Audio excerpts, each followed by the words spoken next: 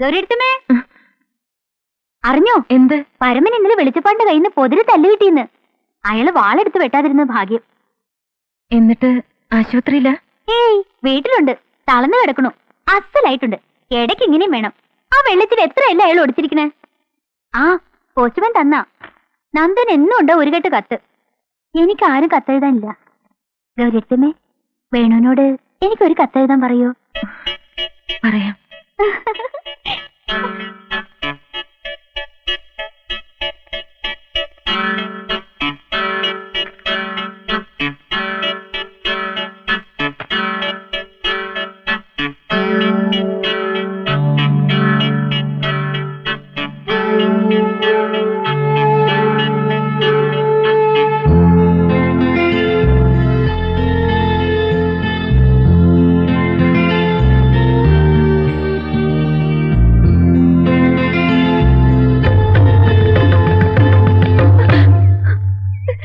എന്തു വിട്ടിട്ടാ കുട്ടിയെ കാണിക്കണേ?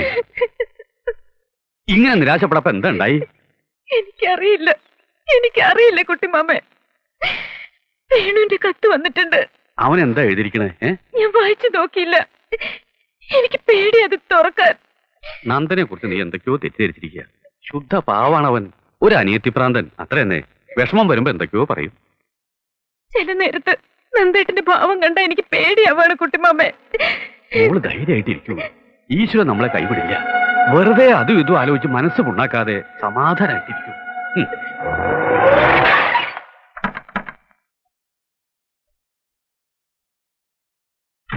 ഡൽഹിയിൽ നിന്നുള്ള ഫൈനാൻഷ്യൽ എക്സ്പെർട്സ് നാളത്തെ മോർണിംഗ് ഫ്ലൈറ്റ് എത്തുന്നു.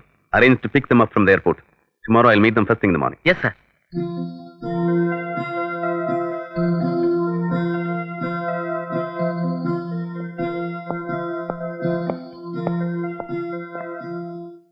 നന്ദേട്ടാ, വേണുവിന്റെ കത്തുണ്ട്. എന്താ വിശേഷം? ഞാൻ വായിച്ചില്ല. തുറക്കാൻ എനിക്ക് പേടിയാ. എന്തായാലും വായിക്കേ. വരാനുള്ളത് വഴി തങ്ങില്ല.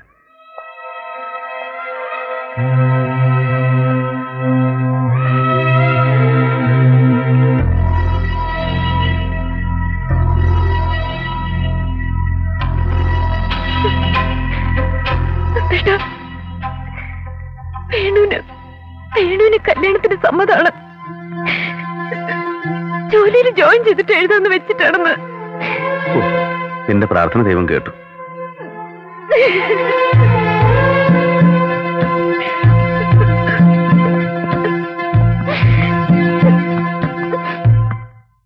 അപ്പോഴത്തെ വിഷമങ്ങൾ എന്തൊക്കെയോ പറഞ്ഞു എന്നല്ലാണ്ട് സ്നേഹലഞ്ഞിട്ടല്ല. നിനക്ക് വിഷമമെങ്കിൽ എന്നോട്. അരുത്. നന്ദേട്ടന്റെ ഭാര്യയാവാന്നുള്ളത് ഒരു ഭാഗ്യമായി കരുതുന്നവളാ ഞാൻ. ആ നന്ദേട്ടൻ ആരുടെ മുന്നിലും തലകുനിക്കുന്നത് താങ്ങാൻ എനിക്കാവില്ല. പക്ഷെ എന്റെ ഈ ജീവിതം അനിയൻ തന്ന ദാനായി പോയില്ല നന്ദേട്ട. അമ്മൂനെ നന്ദേട്ടൻ എത്ര വേണേലും സ്നേഹിച്ചോളും. എന്നെ വെറുക്കാൻ ഞാൻ മതി. നിന്നെ വെറുക്കാൻ എനിക്കാവില്ല ഗൗരി. അമ്മൂന്റെ കല്യാണം മുടങ്ങാൻ നീ കാരണമായി പോകുമെന്നായിരുന്നു എന്റെ ഭയം. കഴിഞ്ഞതൊക്കെ ഒരു ദുസ്വപ്നമാണെന്ന് കരുതി മറക്കുക. ഇനി അമ്മൂന്റെ കല്യാണം.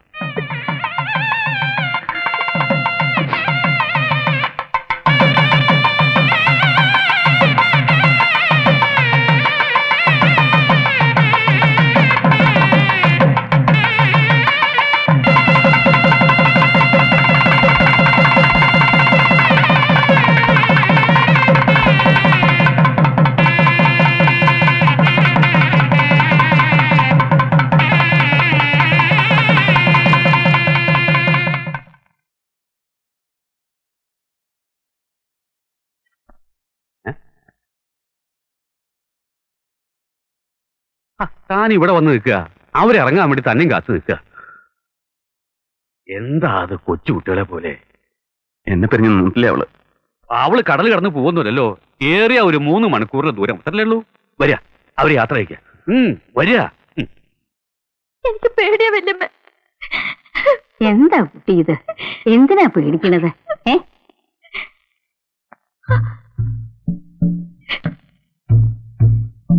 എന്നെ പറഞ്ഞേക്കാണ് നന്ദ. പോകാതെ പറ്റില്ല മോളെ. ഇനി നിന്റെ വീട് അതല്ലേ, അവിടെ നിന്റെ ഇഷ്ടത്തിന് നിൽക്കാൻ ആളുണ്ടായെന്ന് വരില്ല. കുട്ടികളൊക്കെ നിർത്തണം. വേണുവിന്റെ കാര്യങ്ങളൊക്കെ ഇനി നീ വേണം നോക്കാൻ. എന്നോട് വഴക്കുകൊണ്ട പോലെ അവനോട് വഴക്കൂടരുത്. എന്നെ നന്ദാന്ന് വിളിക്കണ പോലെ അവനെ പേര് വിളിക്കരുത്. പറയുന്നൊക്കെ മനസ്സിലാവുന്നുണ്ടോ?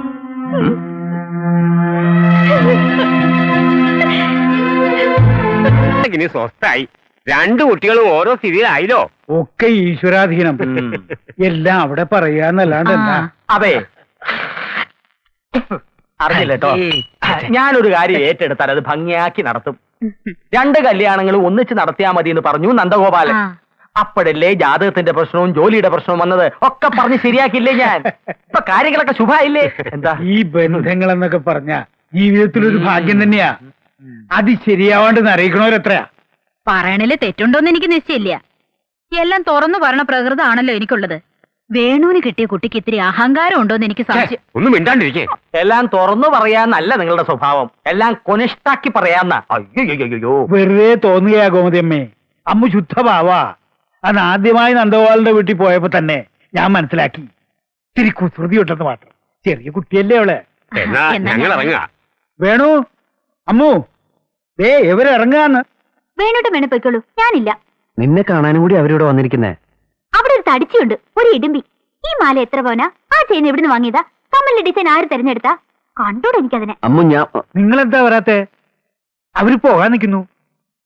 അവള് വരണില്ലെന്ന്. അവര് പൊയ്ക്കോട്ടെ അച്ഛാ. ഒന്നങ്ങട് വരുന്നേ. ഞാനില്ല, ഞാനില്ലെന്ന് പറഞ്ഞില്ലേ.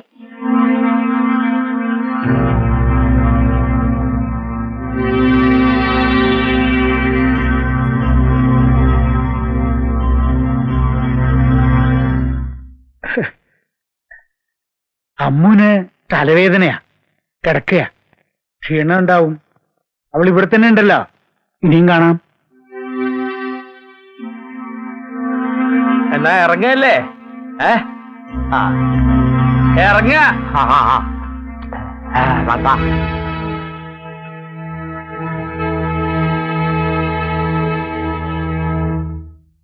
മോശമായി പോയി നീ ഉമ്മറത്തേക്ക് ചെല്ലാഞ്ഞത്. എന്ത് മോശം? ആ ഇടുമ്പി എനിക്ക് ഇഷ്ടമില്ലാത്തോണ്ടല്ലേ. അച്ഛന് വല്ലാത്ത വിഷമായി. എന്തിന്? അച്ഛൻ വന്ന് വിളിച്ചിട്ട് നീ ചെല്ലാഞ്ഞതിന്. അനുസരണക്കേട് അച്ഛന് ഇഷ്ടമല്ല. അച്ഛനൊരു മാഷാണേ. അയ്യോ, ഞാൻ അതൊന്നും ഉദ്ദേശിച്ചില്ല. ഞാനും ഒരു മാഷാണ്. സോറി, അച്ഛനോടുള്ള അനുസരണക്കേട് കൊണ്ടൊന്നുമല്ല. ഞാൻ ഇപ്പൊ തന്നെ പോയി മാപ്പ് പറയാം.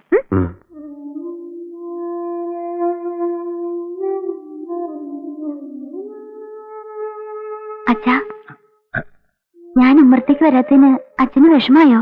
ഓ, സാരല്ല. അച്ഛനോടുള്ള വിരോധം കൊണ്ടൊന്നുമല്ല. ആ അമ്മ ഇഷ്ടമില്ലാത്തോണ്ടല്ലേ. ഇനി അങ്ങനെ ഉണ്ടാവില്ല.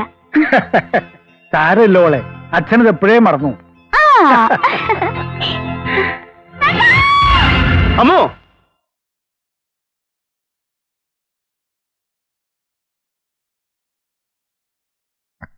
എന്താ? എന്ത് പറ്റി നന്ദേട്ടാ? ഒന്നുമില്ല, ഒരു ചീത്ത സ്വപ്നം കണ്ടു. അതെ, സന്ധ്യക്ക് കിടന്നിങ്ങനെ ഉറങ്ങിയിട്ടല്ലേ. വരൂ, താഴേക്ക് പോം.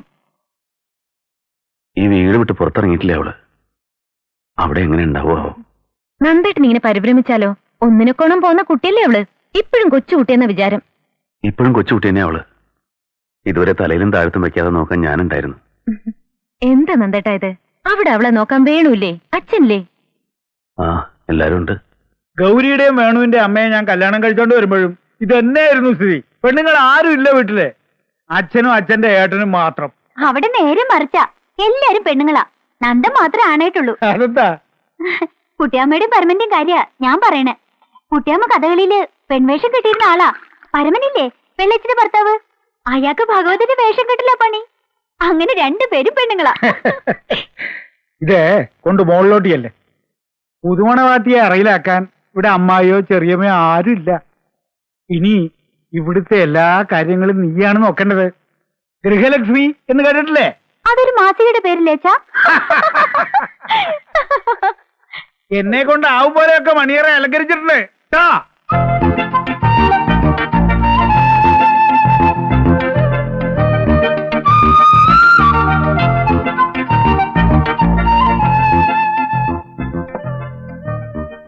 ഇനി ഈ കണ്ടഭാരങ്ങളും കർണഭാരങ്ങളൊക്കെ അയച്ചേക്കണം.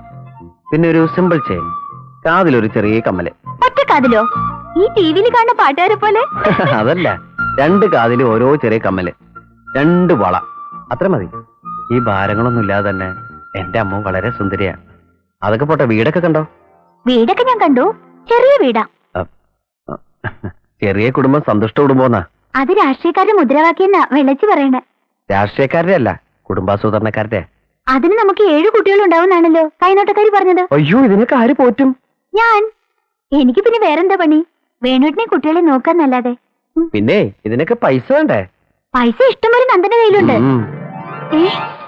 ആരാ അതിന്റെ മുകളിൽ മുല്ലപ്പൂട്ടിരിക്കണേ? അത് മണിയാറ് ഒരുക്കി വെച്ചിരിക്കുന്നല്ലേ? എനിക്കിതൊന്നും ഇഷ്ടമല്ലെന്ന് അറിഞ്ഞൂടെ?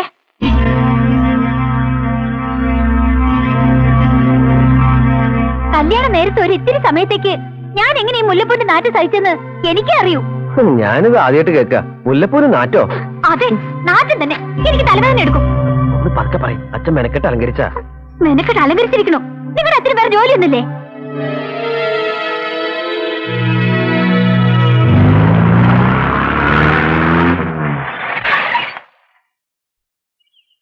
അയ്യോ, വലിയൊരു പാമ്പ്. മൂർഖനാ, പേടിച്ചു പോയി. നന്ദനും ഗൗരിയത്തിനും വരണ വഴിയാ. എവിടെ പാമ്പ്? തൊടിയില്. ഞാൻ പറഞ്ഞിട്ടില്ലേ തൊടിയിലൊന്നും ഇറങ്ങി നടക്കണ്ടെന്ന്. മത്തൻ വെളിയില്ലേ മത്തൻ? എത്ര വലുതായി നോക്കാൻ പോയതാ ഞാൻ. അച്ഛനും വേണു ഇവിടെ? വേണുട്ടൻ കോളേജിൽ വന്നിട്ടില്ല. അച്ഛന്താ അപ്പുറത്തെ വീട്ടിലേക്ക് പോയതാ. വീട്ടിനകത്തും പേടിപ്പിക്കുന്ന ജീവികളെന്നെന്താ? പൂച്ച, എട്ടുകാലി. ഇന്നാളുണ്ട് അടുക്കളയിൽ ഒരു പോക്കാച്ചി തവള. ദാ ഇത്രയുണ്ട്. അതൊക്കെ എല്ലായിടത്തും ഉള്ളതല്ലേ. അമ്മ വലിയ വീട്ടിൽ വളർന്നോണ്ട് തോന്നതാ. കുറച്ചു കഴിഞ്ഞാൽ എല്ലാം ശരിയാവും. എവിടെ ശരിയാവാനാ? ഓരോ ദിവസം പുതിയ പുതിയ പേടികളാ. മനസ്സ് പേടിക്കുക രാവിലെ എണീക്കുമ്പോ മുതല്. നന്ദാ, ഞാൻ നമ്മുടെ അവിടേക്ക് വന്നോട്ടെ? നിനക്ക് എപ്പോ വേണേലും അങ്ങോട്ട് വരാലോ. പക്ഷേ നീ ഇവിടെ അല്ലേ മോളെ നിൽക്കേണ്ടത്. എന്നാലും ഈ ഡേഞ്ചറസ് സർക്കംസ്റ്റൻസസിൽ എങ്ങനെയാ കഴിഞ്ഞുകൂടുക? നീ വേണോനോട് പറയും കുറച്ചു ദിവസം അവിടെ നിൽക്കാൻ. അല്ലെങ്കിൽ കുറച്ചു ദിവസം ആക്കണേ, അവിടെ ധാരാളം സ്ഥലം ഉണ്ടല്ലോ. നന്ദേട്ടൻ തന്നെ വേണുവിനോട് ചോദിച്ചോളൂ. ഇതാ വരുന്നുണ്ട്. വാ അമ്മു. നിങ്ങൾ എപ്പോ വന്നു? വന്നോളൂ. ഞങ്ങള് 3-4 ദിവസമായിട്ട് പുറപ്പെടാൻ തുടങ്ങിയിട്ട്. ഇന്ന് നാളെന്ന് പറഞ്ഞാൽ നീണ്ടു. വാ. അങ്ങോട്ട് കാണാത്തോണ്ട് ഇങ്ങോട്ട് അന്വേഷിച്ചിറങ്ങിയതാ. നിങ്ങൾക്ക് കുറച്ച് ദിവസം അവിടെ ഒന്ന് താമസിച്ചൂടെ? കോളേജിൽ പോകാനും അവിടെ നല്ല അടുത്ത്. അപ്പൊ ഇവിടെയൊക്കെ ആര് നോക്കും? അമ്മൂനെ ഇവിടെ പിടിക്കണ്ടാവില്ല. ഓരോ ദിവസം ഓരോ പേടികളാ. ആദ്യം കുറച്ച് ദിവസത്തിന് പ്രയാസം ഉണ്ടായിരുന്നു. അത് ആർക്കായാലും ഉണ്ടാവില്ലേ? ഇപ്പൊക്കെ ശരിയായി. ഇവിടുത്തെ പോലെ അവിടെയും കരുതാം. അമ്മൂന്റെ ഒരു സേഫ്റ്റിയോട് ആലോചിക്കുമ്പോ ഇവിടെയും ഷീസ് ക്വൈറ്റ് സേഫ്. ഒന്നുകൂടെ ആലോചിക്കും. നിങ്ങൾ രണ്ടാളും അവിടെ ഒന്ന് താമസിക്കുന്ന എന്റെ അഭിപ്രായം. നന്ദേട്ടന്റെ അഭിപ്രായം പറഞ്ഞു. പക്ഷെ എനിക്ക് എന്റേതായ ഒരു അഭിപ്രായം ഉണ്ടാവുമല്ലോ.